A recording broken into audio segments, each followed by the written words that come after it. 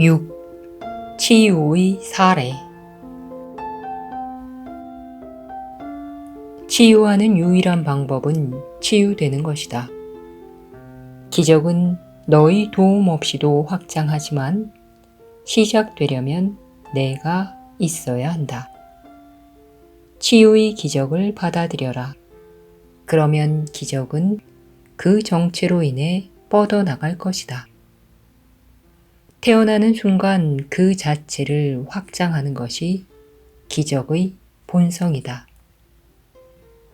그리고 기적은 기적을 베풀고 받아들이는 순간 태어난다.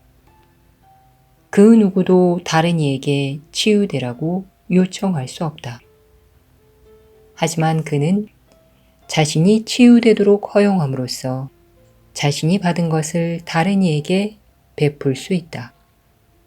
그 누가 자신이 갖지 않은 것을 다른 이에게 줄 수 있겠는가? 그 누가 자신에게 부정하는 것을 공유할 수 있겠는가? 성령은 너에게 말한다. 성령은 다른 누구에게 말하지 않는다. 하지만 내가 성령께 귀 기울인다면 그의 말을 받아들이는 것이며 따라서 그의 음성은 확장한다. 건강은 건강에 대한 증인이다. 건강은 입증되지 않는 한 확신 없이 남아있다. 오로지 신뢰로 나타난 건강만이 증명된 것으로서 믿음을 불러올 수밖에 없다. 이중의 메시지를 통해서는 아무도 치유되지 않는다. 내가 오로지 치유되기만을 소망한다면 너는 치유하게 된다. 너의 유일한 목적이 이것을 가능케 한다. 하지만 내가 치유를 두려워한다면 치유는 너를 통해 일어날 수 없다.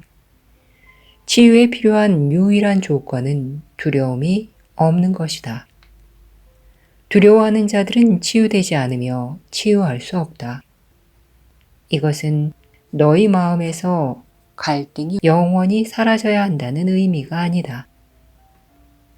만약 그랬다면 치유는 필요 없었을 것이다. 하지만 그것은 단 한순간만이라도 공격 없이 사랑해야 한다는 것을 의미한다. 한순간이면 충분하다. 기적은 시간을 기다리지 않는다. 거룩한 순간은 기적이 머물러 사는 장소다. 그곳에서 각각의 기적이 나와서 갈등을 초월하여 평화에 도달한 마음 상태의 증인으로서 이 세상에 태어난다. 기적은 평화의 장소로부터 전쟁터 속으로 위로를 날라다 줌으로써 전쟁이 어떤 영향도 끼치지 못했음을 보여준다. 전쟁이 일으키려 한 모든 상처, 즉 손상된 몸들과 흩어진 팔다리, 비명을 지르며 죽어가는 자들과 죽어서 말 없는 자들은 부드럽게 들려 올라가 위로받는다. 기적이 치유하러 온 곳에 슬픔은 없다. 이 모든 것이 일어나기 위해 필요한 것은 공격 없이 사랑하는 단 한 순간뿐이다. 그 한순간에 내가 치유되고 그 단 한순간 안에서 모든 치유가 이루어진다. 내가 거룩한 순간이 안겨주는 축복을 받아들일 때 무엇이 너와 떨어져 있겠는가? 축복을 두려워하지 말라. 너를 축복하는 성령은 온 세상을 사랑하며 두려워할 만한 것은 아무것도 세상에 남겨놓지 않는다. 그러나 내가 축복에서 물러나 움츠러든다면 세상은 정녕 무서워 보일 것이다. 그때 너는 세상의 평화와 위로를 거둬들여 세상을 죽게 방치한 것이기 때문이다. 그렇게 지독한 상실감에 빠진 세상이야말로 세상을 구할 수도 있었지만 스스로 치유되는 것이 두려워 뒤로 물러선 자들에게 정죄로 보이지 않겠는가? 그 모든 죽어가는 자들의 눈에는 질책이 담겨 있다. 그리고 고통은 속삭이며 두려워할 것이 무엇이 있는가? 라고 말한다. 이 질문에 대해 잘 생각해보라. 그것은 너를 대신해 너에게 묻는 질문이다. 죽어가는 세상은 너에게 자신이 치유될 수 있도록 너 자신에 대한 공격을 한순간 멈추고 안식하라고 요청할 뿐이다. 거룩한 순간으로 와서 치유받아라. 세상으로 다시 돌아갈 때 너는 그곳에서 받은 것을 남김없이 가져간다. 축복을 받은 너는 축복을 가져갈 것이다. 죽어가는 세상에 전해주도록 생명이 너에게 주어졌다. 고통받는 눈은 더 이상 고발하지 않고 축복을 준 너에 대한 감사로 반짝일 것이다. 거룩한 순간의 광유가 너희 눈을 밝혀서 모든 고통 너머를 보고 고통 대신 그리스도의 얼굴을 볼 시각을 줄 것이다. 치유가 고통을 대체한다. 하나를 보는 자는 다른 하나를 지각할 수 없으니 치유와 고통은 함께 있을 수 없기 때문이다. 세상은 내가 보는 것을 목격하고는 그에 대해 증언할 것이다. 이와 같이 너희 치유는 세상이 치유되기 위해 필요한 전부다. 세상은 완벽하게 배운 단 하나의 레슨을 필요로 한다. 그리고 내가 그 레슨을 잊을 때 세상은 내가 가르쳐 준 것을 부드럽게 상기시켜 줄 것이다. 자기 자신이 치유되도록 하여 세상이 살 수 있게 한 너에게 세상은 더욱 크게 감사할 것이다. 세상은 자신의 증인들을 소환해서 그들에게 시각을 가져다 주어 그리스도를 목격하게 한 너에게 그리스도의 얼굴을 보여줄 것이다. 고발하던 세상은 이제 모든 눈이 자신에게 해방을 가져다 준 친구를 사랑스럽게 바라보는 세상으로 대체된다.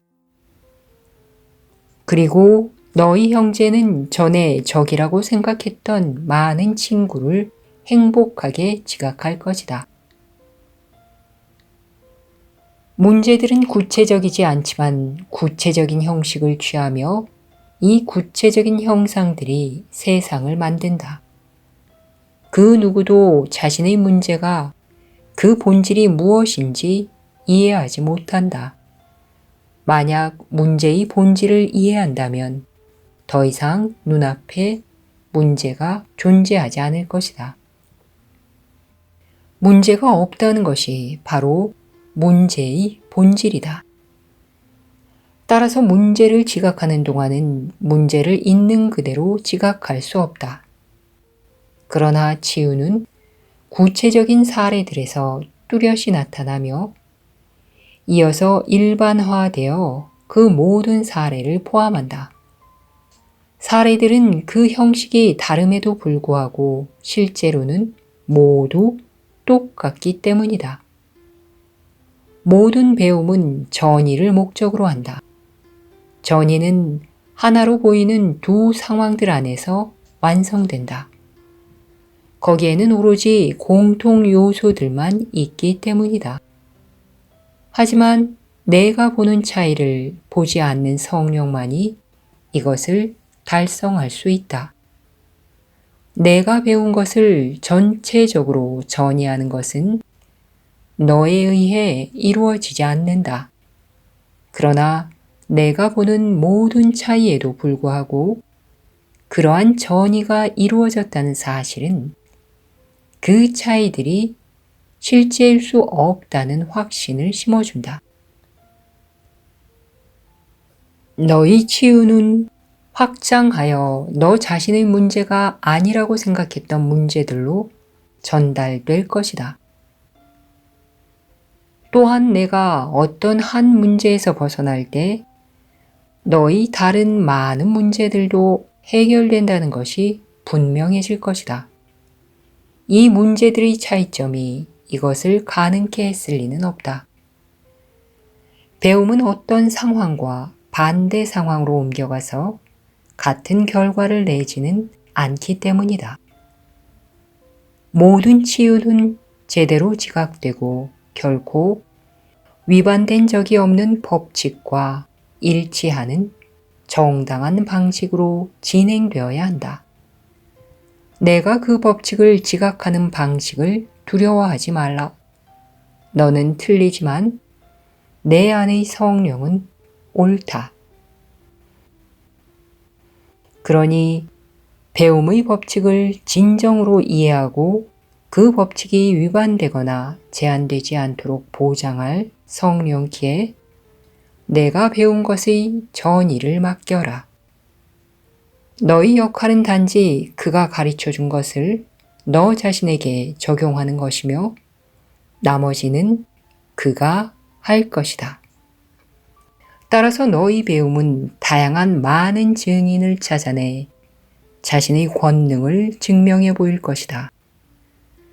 내 형제가 그들 중에 첫 번째로 보이겠지만 그 뒤로 수천 명이 서 있으며 각 사람마다 그 뒤에 1000명씩이 더 있다. 각 사람은 나머지 문제들과 다른 문제를 가진 듯이 보일 수 있다. 하지만 그 문제들은 한꺼번에 해결된다. 그 모든 문제에 대한 공통된 답은 질문들이 별개일 수 없음을 보여준다. 치유가 제공되는 너에게 평화가 있기를. 너는 스스로 치유를 받아들일 때 평화가 너에게 주어진다는 것을 배울 것이다. 내가 치유의 혜택을 받았음을 이해하기 위해 치유의 전체적인 가치를 평가할 필요는 없다. 공격 없이 사랑이 들어온 순간에 일어난 것은 영원히 내 곁에 머물 것이다. 내 형제의 치유처럼 너의 치유도 그 순간의 결과들 중에 하나다. 너는 가는 곳마다 크게 늘어난 치유의 결과를 볼 것이다. 하지만 내가 보는 모든 증인들은 실제로 있는 모든 증인들보다 훨씬 적을 것이다. 무한히 분리된 부분들을 헤아리는 것만으로는 무한을 이해할 수 없다. 하느님은 너의 치유에 대해 너에게 감사하신다. 그것은 당신의 아들에게 주어지는 사랑의 선물이며 따라서 당신께 주어진다는 것을 아시기 때문이다.